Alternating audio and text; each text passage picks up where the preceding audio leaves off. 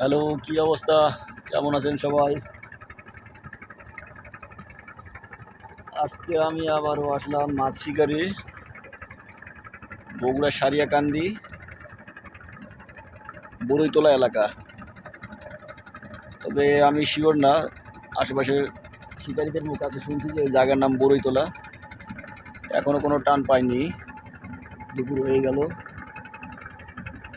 দেখা যাক সন্ধ্যা পর্যন্ত আছি, কি হয়, রেজাল্ট কি আসে। টান পাইনি বললে ভুল হবে, একটা টান পাইছিলাম, টান কাজে লাগাতে পারিনি।